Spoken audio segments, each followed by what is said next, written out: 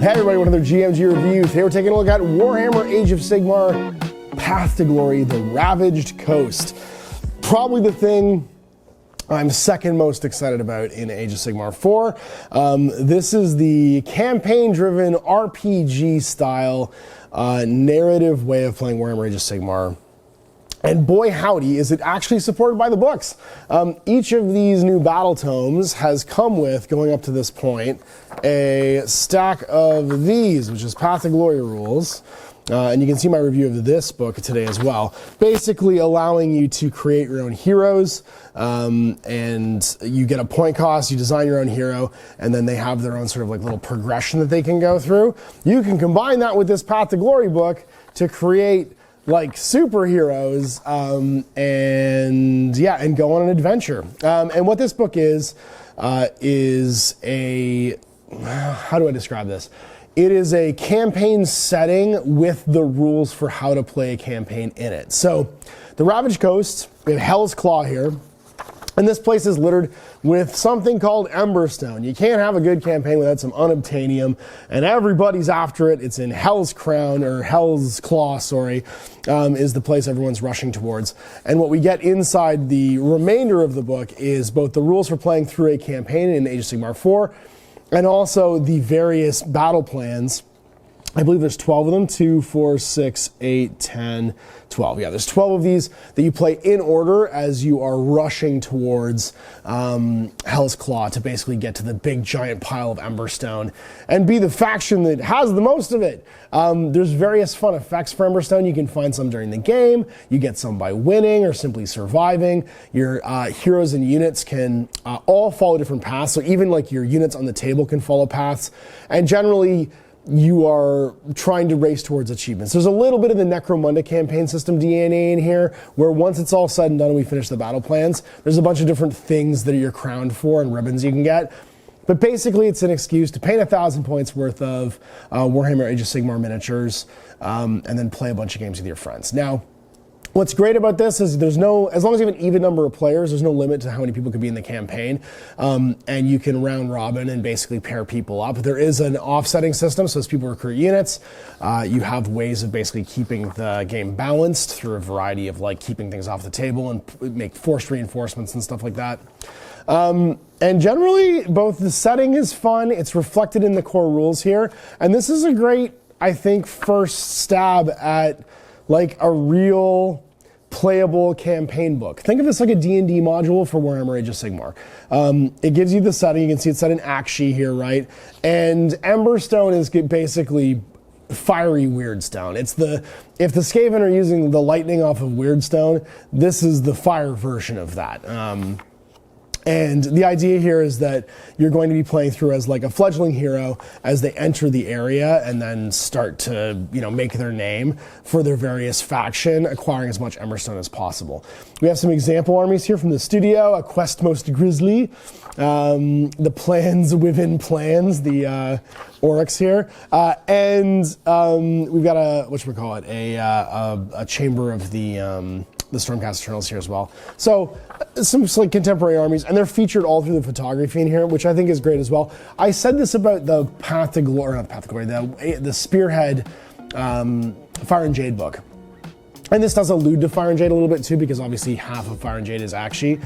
I'm hoping that Guerrilla is the next campaign setting. I wouldn't be surprised if it was, to kind of double down on that theme going through this edition of Warhammer Age of Sigmar. But I love seeing studio like staff armies in here as opposed to studio paint job armies, because I think that adds an aura of like legitimacy to this, where you see people who are actual, like, not to say that painters at Games Workshop Studio aren't also gamers, but I like seeing people's getting dirty like miniatures that have actually been played with, that have seen some table time, that are cohesive. They're not studio paint schemes, like they're bright and different and weird, and I appreciate them being featured in here. So let's talk about actually setting up the game, because I'm just flipping around now while I talk. So what you're going to do is you're going to basically find some players. You're going to assemble your army. You're going to pick a path for all of your units that are in the army. You're going to play some games. And there's an aftermath sequence where you're going to collect Emberstone, spend it, manage the damage to your units, and then like prepare for your next game and your next pairing and stuff like that. You're gonna play with 1,000 points. No more than 350 points can be spent on a single unit for your army, except for Heroes and Sons of Bahamut. The information you'll need when building the Path to Glory roster is found in the battle profile, and those are in Warhammer Community and also in books. And then factions, you have to pick your faction.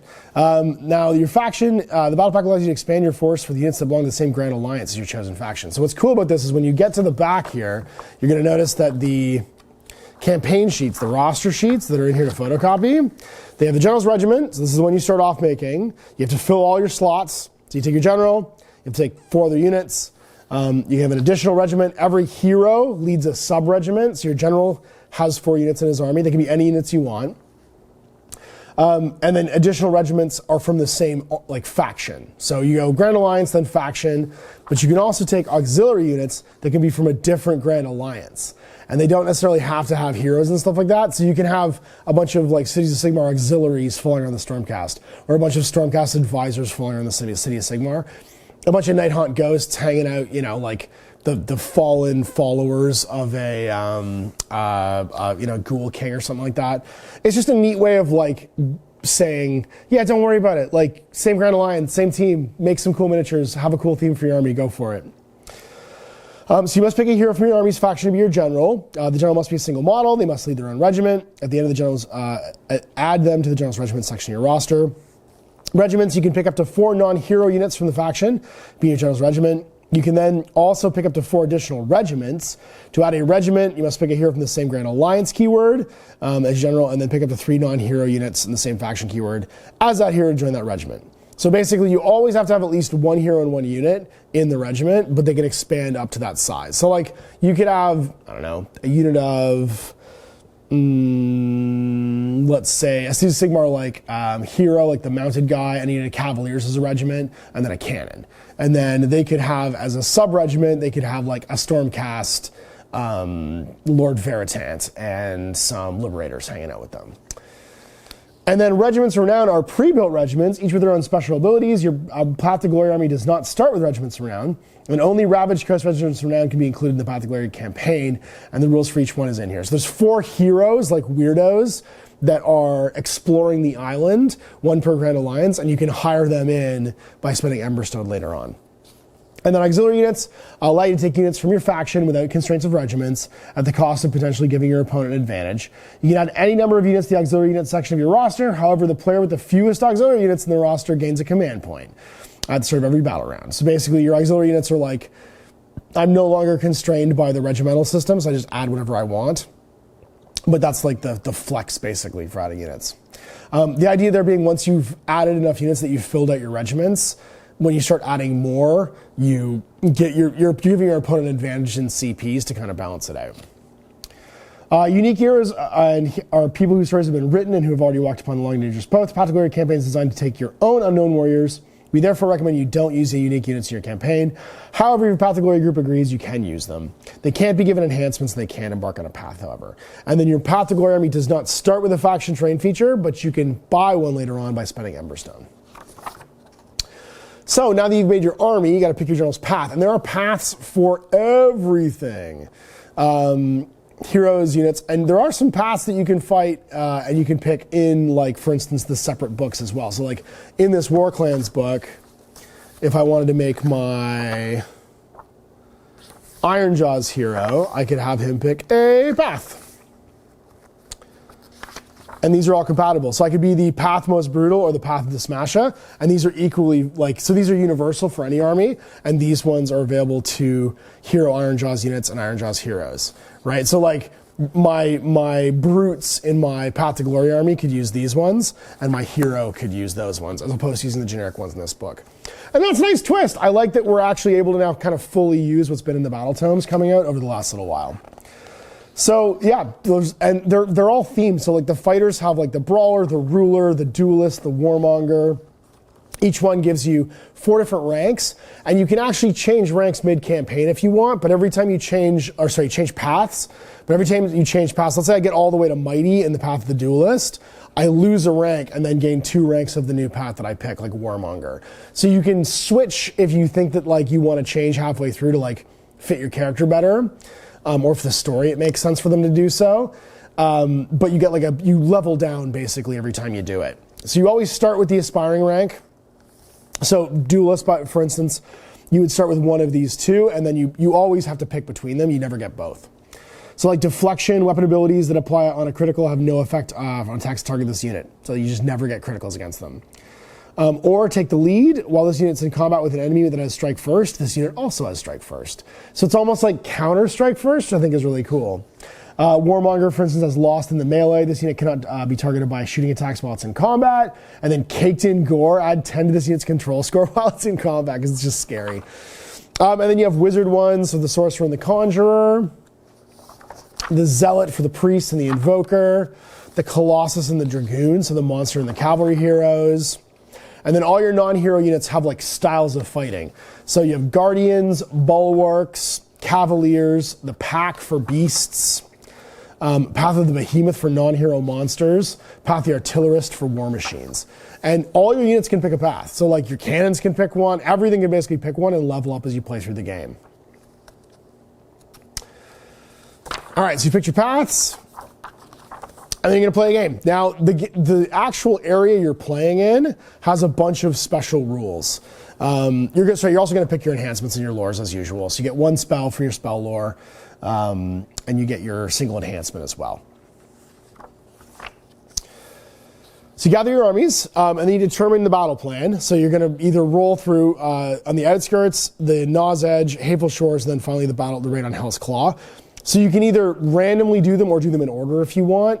Doing them in order is probably more narratively interesting, but if you wanted everyone to play 6, you could randomly assign them so that not everybody's playing the same mission the same day, which could also be really interesting, right? So like everybody just crosses off until they've done all 6, and you pair people up until they're done. At least one player has gained a total of 20 more Emberstone shards during the campaign. The player can agree to roll on Naw's Edge.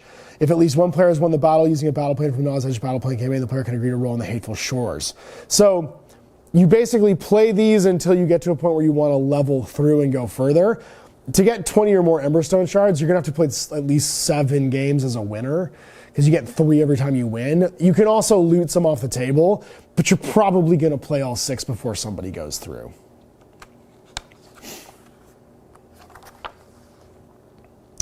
And if both players have won a battle plan from the Hateful Shores battle plan table, the players can agree to use the Hell's Claw one, and then so on. So you basically you fight through until you get to the next one. Standard table size, you should have at least 8 terrain features on a 44x60, and then Emberstone clusters. Every time there's an objective, it also counts as an Emberstone cluster. After the battlefield's been set up before determining territories, one player rolls a d3 and adds 1 to the roll to determine how many of those are on the table. If the battle is taking place in Hateful Shores, roll a d6 instead of a d3. There are 40mm round markers. The player takes turns setting up Emberstone clusters in the battlefield, starting with the player whose general has the lowest rank. If they have the same one, roll off. And they're set up more than 6 from all battlefield edges, objectives, and other Emberstone clusters. If the battle plan you're using has neutral territory, the first 2 must be in neutral, and then the last ones can be in the deployment zones.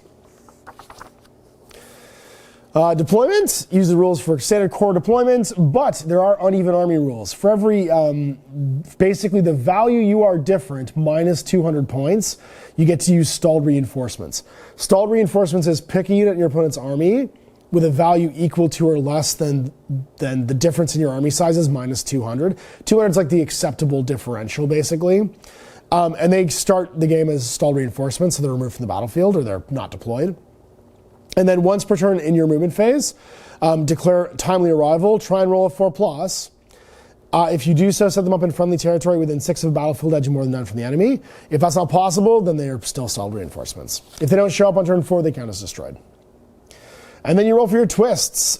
So there's 4 different twist tables, and you roll on a 1 that you're not using any of them. On a 2 to 5, it's volcanic incandescence, then mounting corruption, ash storms, or raging winds. And on a 6, the player's general has the lowest rank and pick which one to use. And then every battle round, there's an underdog. If one player basically spits its first tiebreak is whoever has the lowest victory points. If one player went second in the previous battle round and then chose to go first, if you double around, their opponent becomes the underdog. If the above does not apply, but one player has gained more Emberstone shards during the campaign, they're the underdog. And if neither of the players neither of these apply, and there's no underdog for the battle round. Instead, the players roll off to see who it is. And they get whatever the bonus is. So there's usually 4 different ones. In the volcanic incandescence one, there's like magmic blast. Pick an objective, roll a d3 for every unit contested them on a 2+. They take an amount of mortal damage equal to the roll. If there's any objectives in the battlefield, this twist has no effect. Ash Storm, Soot Rain. The rest of the battle round, no mortal damage inflicted on units in the underdog's army by the retreat ability. So you just run away because you're covered in rain. And these are nice little like spearhead style things to kind of elastic band who's winning and losing. And I think they're really important to have in a game like this, because when you can have uneven point values, this is another catch-up mechanic basically for the person who's on the smaller army side. And it just means that like campaign games are still fun and there's little crackerjacky things happening, even for, and especially for the player who might be at a model disadvantage. We get some special abilities. So for instance, when you're playing in this battle plan, any of these battle plans, you get Aqshy and Anger. If you all attack, add +1 hit rolls for attacks that target you as well, because you go berserk. And then end of your turn, Poison Domain. Pick all units, friendly and enemy, within 1 of any terrain features to be the targets. Roll a die for each target on a 1, inflict d6 mortal damage. It's a tainted horrorscape. The air is toxic and the land is warping in a deadly manner. Yeah, you're on the surface of active volcano. It's not great. You can collect Emberstone. So if you're next to an Emberstone cluster, you can try and do this if you're within 3 of it combat range. Roll a die on a 1, inflict d3 mortal damage to each unit within 3 of the Emberstone, then remove it from the battlefield. It explodes. 2 to 3, you get to carry an Emberstone token. And while you're carrying one, you're filled with Fury. You're -1 to your saves, but you're +1 to wound rolls. And then Emberstone dig sites at the end of the final battle round. Pick an objective you control to be a dig site. You cannot pick the same objective more than once per battle. Roll a dice on a 1, inflict a battle wound on the target. On a 4+, give them an Emberstone token. So basically at the end of the game, any of the objectives that you can control can be converted into Emberstone as well. And like I said, this can speed up the amount of the 6 initial games that you go through to try and get to 20 to break into the next area. It's 4 turns. On the 5th turn, on a 1 to 2, the battle ends. On the 6th turn, on a 1 to 4, the battle ends. You can withdraw from battle and basically give a minor victory to your opponents. And then there's some sort of basic rules here for the replacement units and glorious victory. How does that affect the post-game sequence? Campaign victory. The campaign ends after one player has won a major victory using the Hellclaw battle plan. So if you don't win a major victory, you keep playing it. The player earns the Ravaged Coast Emberstone trophy, which can be recorded on their roster. With the Emberstone trove recovered, there's little left for the armies to fight over, and they quickly move back to the mortal realms. Their path to glory is not yet over. And that's it. So that's the core mechanic for playing through the campaign. In the aftermath sequence, you gain Emberstone. You get 3 if you win, d3 if you lost or tied. But if you tie, you can re-roll. And then for every Emberstone token the army had at the end of the battle, you gain a shard. You can also dig for them at the end of the game. So you're getting usually between 3 and maybe 6 every game. And then manage your Path to Glory roster. You can promote a hero. So you can promote one hero from an auxiliary unit to be the leader of its own regiment. So this is how the auxiliary units can convert into regiments, basically. Move that here to the hero slot in a new regiment in your roster. You can add any eligible auxiliary units on your roster to the regiment automatically. Retire any units, you get refunded Emberstone shards if you do. Basically, if they're too banged up from wounds and stuff, you can move auxiliaries. You can basically just disband a regiment. And for whatever point value they are, you get shards back. Manage your enhancements. So in this step, you can transfer artifacts of power from one eligible hero to another, remove any enhancements to your Path to Glory roster if you wish to. Change your general. I love the rules for this. You can pick an eligible hero on your roster to replace your general. Your general first suffers D3 battle wounds because he gets beat up when he gets usurped. And then move them to the hero slot of a new regiment in your roster. Up to 3 of the units from the previous regiment can join him, and the others must become auxiliary units. Then move the hero you picked to your general slot on your roster. You can add any eligible auxiliary units in your roster to be your new general's unit regiment. Usurped. The hero that was previously your general retains all the enhancement they've gained. While they may have been usurped from the position of power, their contingency plan enables them to retain some of the relics from their glory days. And then changing its path, if you do so, like I explained earlier, you drop a rank, but then you can switch paths to somewhere else. And then spend shards. So based upon how many shards you have, you can buy certain things. So a unit from Aspiring Ramp embarks on a path that earns the Aspiring rank. So your general starts on an Aspiring rank. You'll need to spend shards for everybody else to get one. Units gain Elite for 2, Mighty for 4, and Legendary for 6. Gain an Enhancement Spell or Prayer. For a Heroic trait, it's 3. Artifact of Power, it's 3, and a Spell or Prayer is 2. And then Recruit Warriors, basically it's a scaling amount based upon how many points they are.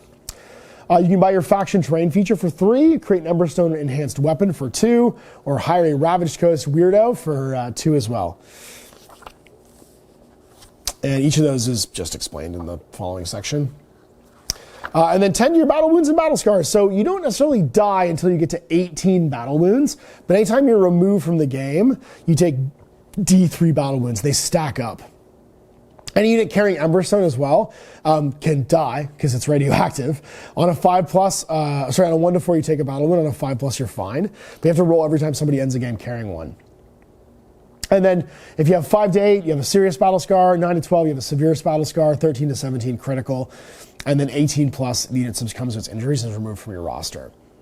Once the unit has 18 more battle wounds, it's just dead. Any enhancements they gain were lost. You can only have one of each type of them, but they do stack.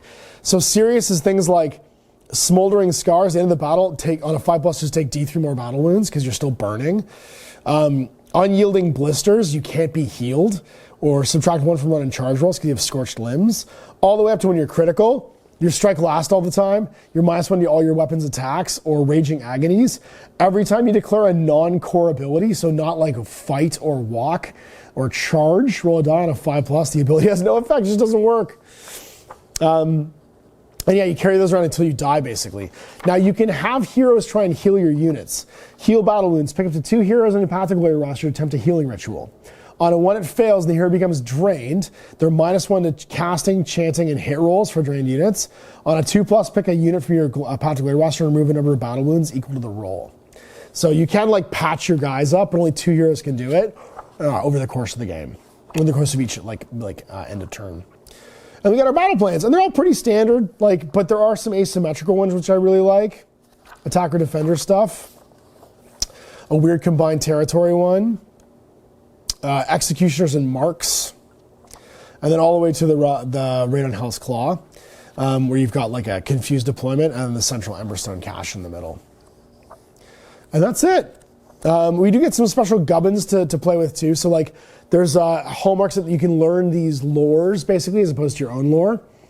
So things like add 1 to casting rolls for this unit when it casts a spell from the lore of Magmic Fury as a passive ability if you want as your heroic trait.